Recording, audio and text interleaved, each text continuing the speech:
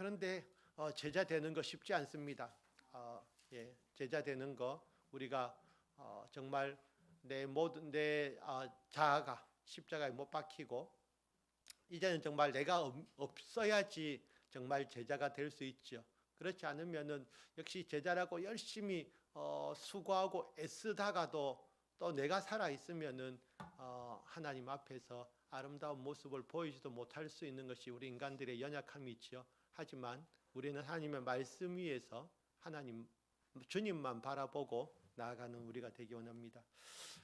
예수님께서 많은 그런 표적과 기사들을 행하시니까 사람들이 진짜 구름대 같이 몰려왔어요. 와서 자기들의 필요를 다 체험받았. 그래서 병 고침도 받고요. 그래서 어떤 이들은 또 죽은 자녀들까지도 다시 주님이 살려주시는 그런 큰 일들이 일어났습니다. 그런데 많은 사람들이 와서 주님 앞에 와서 주의 말씀을 듣고 주님의 그런 은혜를 입었지만은 그 많은 사람들 중에서 실제로 얼마나 많은 사람이 주님의 제자가 되었는지는 알 수가 없습니다. 일단 우리 예수님의 12 제자가 있지만은 많은 사람들이 정말 그래서 우리 주님께서는 우리 이제 하늘로 올라가시면서 남겨진 제자들에게 오늘 이 지상 명령이라고 하는 지상 명령요, 최고로 높은 명령입니다. 이 하나님 주님의 그 명령을 주시면서 정말 나가서 제자를 삼으라고 그래서 명령을 주시고 가셨는데 우리 제자교회는 그런 사명을 감당하는 교회가 되기를 원합니다. 오늘은 우리가 두 사람의 환자 이야기를 가지고 제가 말씀을 잠시 상고하고 그리고 들어오실 때 보셨을 건데 우리 한준수 선교사님 소개 영상도 잠시 보면서 위에서 기도하는 시간을 갖도록 하겠습니다. 예수님을 찾아온 예수님께서 고쳐주신 병자 중에 한 날 때부터 소경인 사람이 있었습니다. 그래서 날 때부터 소경인 사람을 보니까 제자들이 예수님께 물었어요. 아니 예수님, 저 사람은 도대체 누구 죄 때문에 저렇게 소경이 된 것입니까? 부모님의 그 부모의 죄입니까? 저 사람의 죄입니까? 예수님께서 말씀하셨어요. 누구의 죄도 아니다. 우리는 뭔가 사람들이 안 좋은 일을 당하면은 그 사람은 죄가 있어서 그래, 죄가 많아서 그래 할 수도 있지요. 안 그래도 안 그런 사람도 있습니다. 병이 걸린 사람이 죄가 있어서 병에 걸리는 것은 아니지요. 하지만 예수님께서는 하나님이 하시는 일을 나타내고자 하심이라고 하시면서 그 진흙을 이겨서 눈에 바르시고 그 사람을 실로암 못에 가서 씻으라라고 하셨어요. 그래서 그 사람이 진짜 이제 가서 씻고 왔더니 보게 되었어요. 보게 되었는데, 근데 이제 그때부터 이제 문제가 생긴 것이지요. 왜냐하면은 사람들이 좀 신기하잖아요.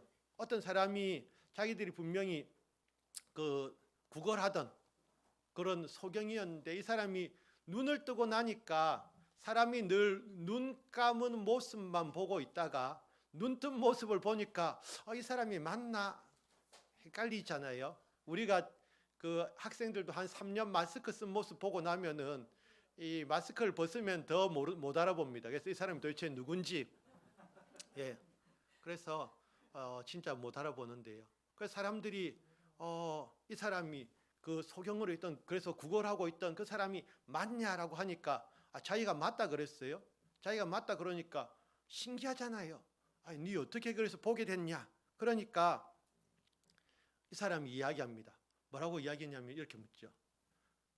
예수라 하는 그 사람이 진흙을 이겨 내 눈에 바르고 나더러 실로암에 가서 씻으라 하기에 가서 씻었더니 보게 되었습니다. 라고 이야기하는 거예요.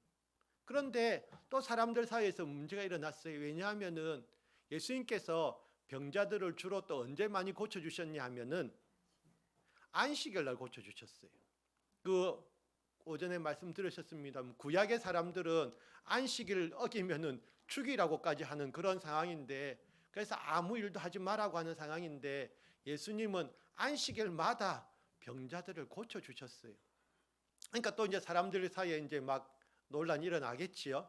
그런데 이 사람이 이제 그러니까 막 서로 예수님이 진짜다 가짜다 막 그런 이야기 나온 상황에서 이 사람이 이야기합니다. 이상하단 말이죠. 이 사람이 내 눈을 뜨게 하였으되 당신들은 그가 어디서 왔는지 알지 못하는도다. 하나님이 죄인의 말을 듣지 아니하시고 경건하여 그의 뜻대로 행하는 자의 말은 들으시는 줄을 우리가 아나이다. 그래서 이 사람은 참 믿음의 고백을 잘하고 있죠. 자기 눈을 뜨게 해주신 분이 주님이시든 예수님이 주님이시다라고 이야기하는데 이 사람들은 그 말 듣기가 너무 싫은 거예요. 그래서 부모를 불렀어요. 막 부모 불러서 이 사람 당신 아들 맞습니까? 하니까 맞다 그러거든요. 그런데 어떻게 보게 됐냐 그러니까 우리도 모르겠습니다. 부모는 알아요. 왜 몰라요? 예수님이 고쳐주신 거 알지요. 그런데 모릅니다. 그가 장성하였으니까 물어보세요. 왜냐하면은 거기서 사람들이 예수님 이야기하면요, 예수님이 주님이다고 이야기하면 어떻게 하기로 했다고요? 출교하기로, 출교, 쫓아내기로 된 거예요.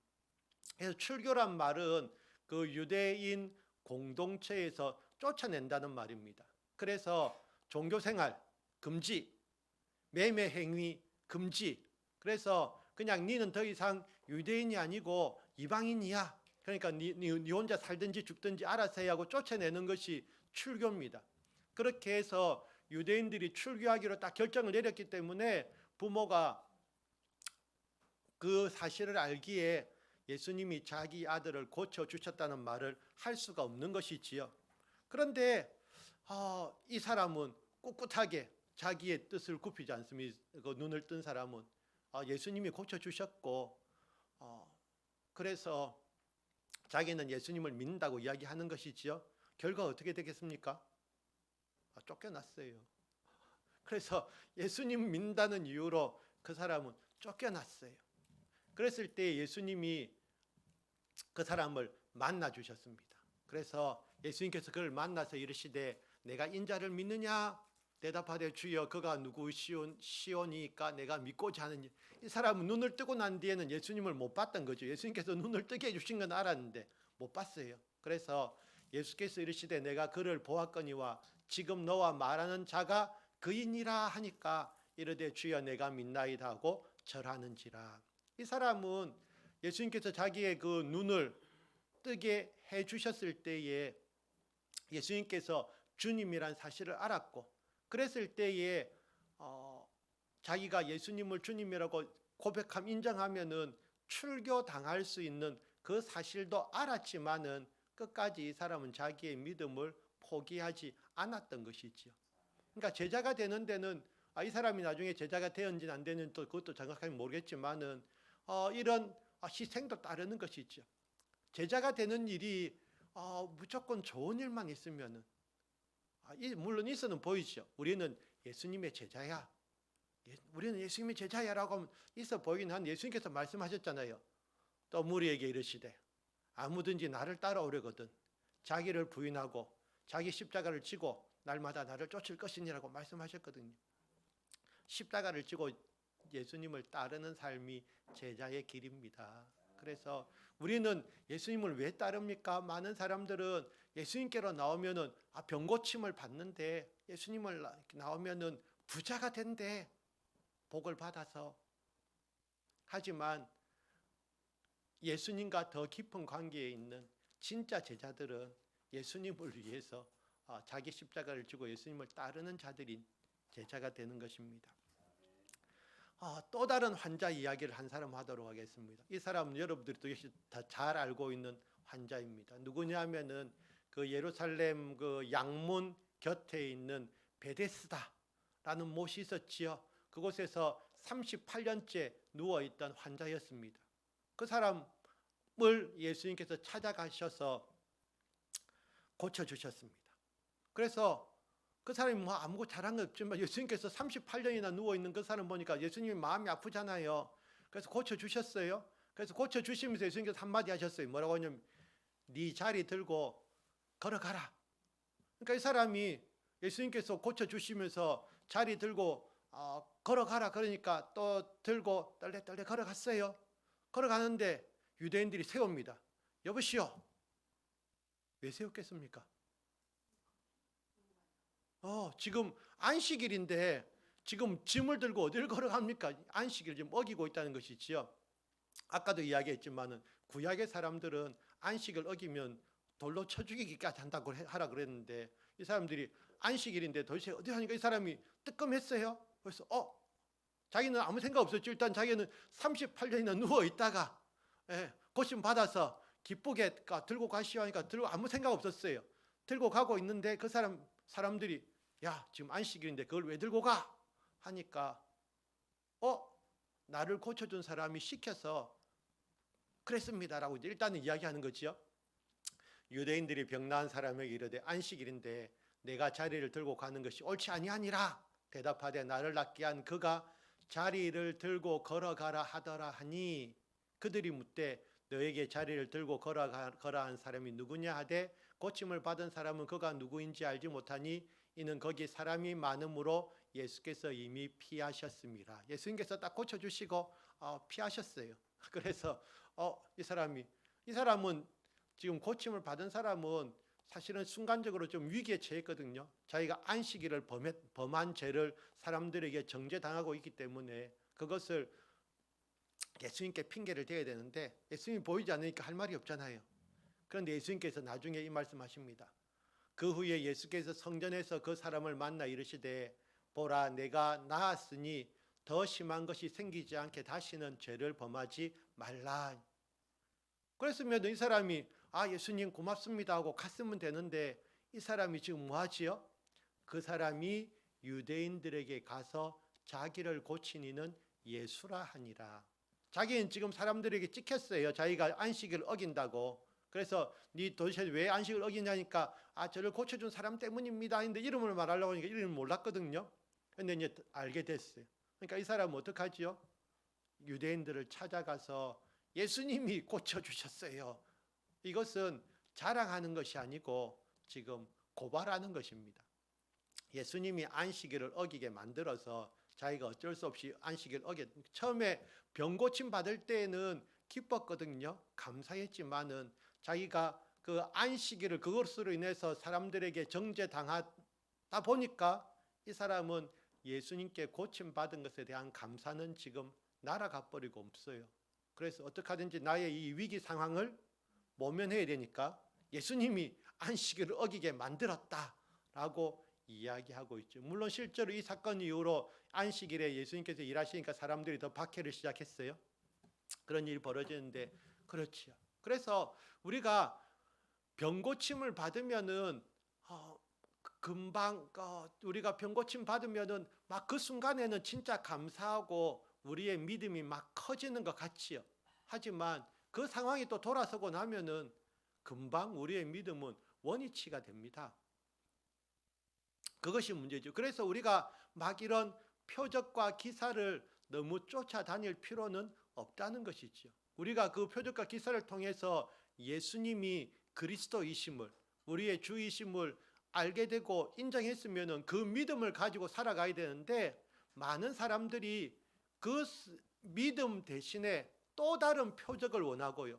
그래서 저희가 저쪽에 가면 유명하대. 부흥이 일어난대. 그래서 어느 한 곳에 믿음을 붙이지 못하고 계속해서 움직이는 것이지요. 그런데 우리가 전 농사를 안 지어봐서 모릅니다만은 식물을 심었어요. 그런데 그 식물이 열매 맺으려면 어떻게 하는 게 좋겠습니까? 한 자리에서 뿌리를 잘 내리고 자라야지 열매가 맺히지요. 그런데 저기 땅이 더 좋아. 빨리 옮겨 심었어요. 잘 안 자라는 것 같아요. 저쪽에 막 옮겨 심어요. 안 되지요. 어떻게 보면은 믿음 생활도 그런 것이라는 생각이 듭니다. 그래서 너무 표적만을 구하는 믿음요. 그 믿음은 열매 맺기가 어렵다라는 생각이 듭니다. 그래서 한 곳에 뿌리를 내리고 하나님의 말씀으로 잘 자라나야지 그 사람이 큰 나무가 되고 열매를 맺을 텐데. 그래서 우리가 이 어려움이 있다. 어려움 속에서도 어려움 속에서 우리가 어떤 그 문제를 해결하기 위해서 막 물론 그래서 기도하면은 응답 받았잖아요. 응답 받았으면은 그것을 잊어버리지 말고 기억하면서 하나님께서 자기에게 해주신 그 놀라운 일들을 기억하고 간증하면 되는데, 해주신 것은 돌아서면 잊어버려요. 그래서 또 다른 그 가지고 문제 갖고 와서 주님 이것도 해결해 주세요, 이것도 해결해 주세요. 그 믿음은 아직까지 어린 믿음이라는 생각이 듭니다. 그런데 뭐 예수님의 제자들이라고 별 차이 안 납니다. 예수님의 제자들도 예수님께서 정말 그러니까 부활하셔서 승천하시고 승천하시면서 정말 성령의 충만함 받기 전까지는 예수님의 제자들도 똑같은 사람들이잖아요. 예수님께서 부활 후 40일 동안 제자들과 함께 하시면서 말씀을 가르치셨어요. 그런데 그래서 이제 예수님께서 이제 승천하셔야 되는데 제자들이 묻지요. 뭐라고 묻습니까? 예수께 여쭈어 이르되 주께서 이스라엘 나라를 회복하심이 이때니까 하니. 지금 이 질문이 뭡니까? 이 제자들의 생각은 예수님이 부활하신 후에도 고쳐지지 않았어요. 예수님이 십자가에 달리시기 전에 제자들이 뭐 했냐면은 누가 예수님의 나라에서 높은 자리를 누가 차지할까? 누가 큰 자가 될까? 막 다투던 사람들이 예수님의 제자들이거든요. 그 예수님이 십자가에 달리시고 다시 부활하셔서 자기들과 함께 계시니까 또 하는 이야기가 주님, 그 도대체 언제 우리 이스라엘이 회복됩니까? 언제 우리가 로마로부터 압박에서 벗어나고 우리나라가 만들어지고 그래서 거기서 우리가 누가 높은 장관이 됩니까? 그 생각하고 있는 거예요, 이스라엘. 그래서 이스라엘 나라를 회복하심 이때니까. 이 사람들은 하나님 나라에 대해서는 아직까지 별 관심이 없어요. 그래서 땅의 나라만 열심히 생각하니까 예수님께서 단호하게 말씀하시잖아요. 때와 시기는 아버지께서 자기의 권한에 두셨으니 너희가 알 바 아니요.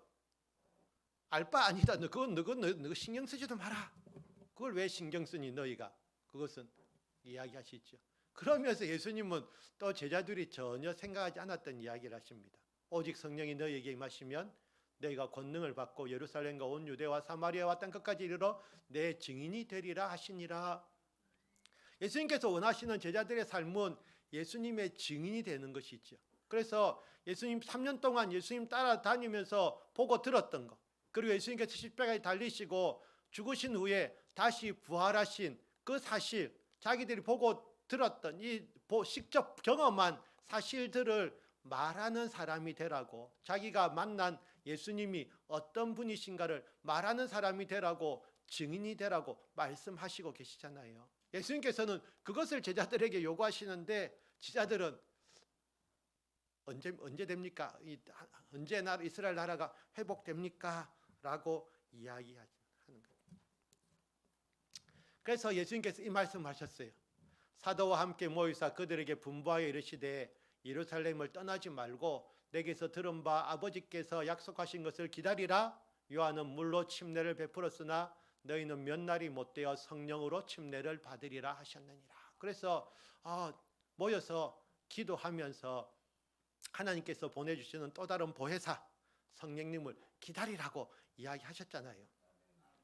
예수님께서 이 이야기를 승천하기 전에 하셨는데 이 이야기를 들은 사람이 몇 명쯤 된다고요? 몇 명요? 500명쯤, 500여 형제에게 일시에 보이셨나니 했잖아요. 그래서 예수님이 승천하시면서 제자들에게 모인 사람들이 한 500명쯤 모인 데서 이 말씀하시고 가셨어요. 예수님께서 그 부활하신 후에 40일 동안 같이 계셨잖아요. 40일이 지나고 그 다음에 오순절은 며칠입니까?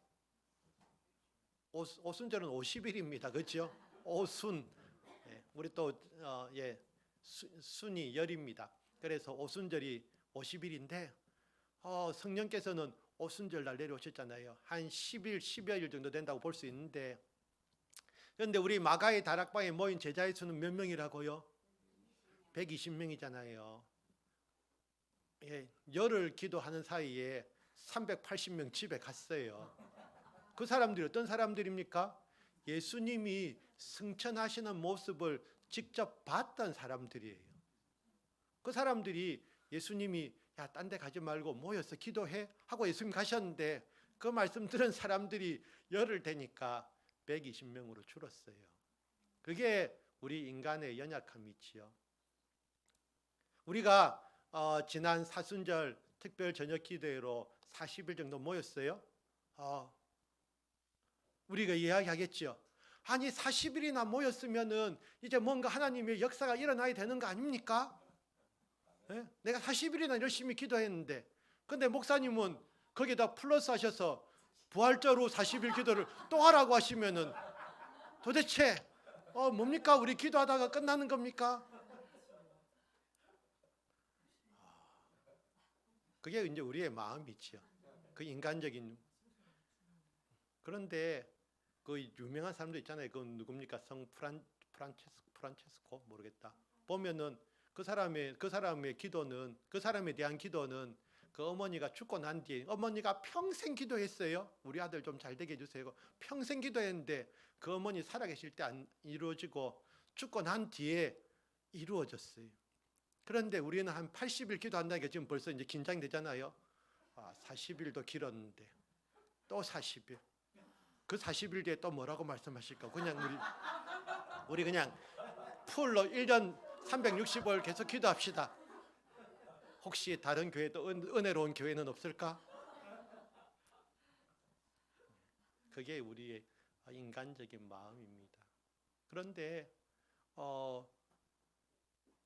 이렇게 교회 그래도 이제 이 가까이 계셔서 기도에 참석하실 수 있는 분들은 그것이 얼마나 큰 은혜인지 사실은 깨닫지 못하면서 어쨌든 기도에 참석하고 있는 거예요. 엄청난 은혜인데 집이 진짜 멀어서 오고 싶어도 오지 못하는 사람들도 있는데, 그래서 그 쪼매난 이 화면 보면서 같이 그런 사람도 있는데, 그런데 정작 이 자리에 나와서 기도하실 수 있는 분들은 그게 얼마나 큰 복인지를 사실은 잘 몰라요. 그래서 이거 우리가 좀 나도 멀리 이사 가야겠다. 나도 멀리 이사 가면 핑계 될 것인데 가까이 사니까 내가 딴 핑계는 못 대고 어쩔 수 없이 가야지. 그런데 은혜입니다. 교회 가까이 사는 것만큼 은혜가 없어요. 그래서 얼마나 좋아요. 그리고 뭐 또 차도 있고 뭐 차도 막 새 차 있으니까 이제 핑계도 뭐 차가 시동이 안 걸립니다. 소리 못해. 새 차에 그러기 때문에 기도하는 우리가 되길 원합니다. 결국 기도 안 하면요, 그리고 또 말씀 읽지 않으면요, 어떻게 제자가 되겠습니까? 그래서 우리가 참 제자라는 타이틀은 좋은데 그 제자로서 갖춰야 될 그 믿음은 그냥 생기지 않습니다. 그래서 우리가 그래서 이 제자들이 이제 정말 그렇게 딴 소리만 하던 제자들이 기도하면서 성령의 충만함 받으니까 어떤 일이 벌어졌습니까? 제일 먼저 하는 일이 뭐였습니까? 그들이 다른 나라 말로 방언을 하기 시작하면서 결국 복음 전하는 일을 시작하지요. 그때 많은 사람들이 모여 있었는데 베드로가 열심히 복음을 전하죠. 그래서 딴 일 안 했어요. 이 예수를 하나님이 살리신지라 우리가 다 이 일의 증인이로다. 그래서 베드로는 자기가 쭉 보면서 예수님과 함께 지내면서 보았던 일들, 그리고 예수님 부활하신 예수님을 만난 이야기까지 전하는 것이 그냥 그것이 자기들의 복음 전도였지요. 그래서 증인은 결국 그겁니다. 증인은 본 것만 이야기하잖아요. 위증하면 안 되고 보지 않은 사실을 이야기할 수는 없어요. 지어내서 말하면 잡혀가는데, 하지만 본 것을 또 이야기 안 하는 사람도 있어요. 하지만 봤으면은 이야기를 해야 되죠. 그래서 주님께서는 우리에게 이런 증인의 삶을, 그래서 제자의 삶은 뭐 여러 가지로 정의할 수 있겠지만은 결국 이 제자의 삶은 또한 증인의 삶이다라는 것을 말씀드리고 싶습니다.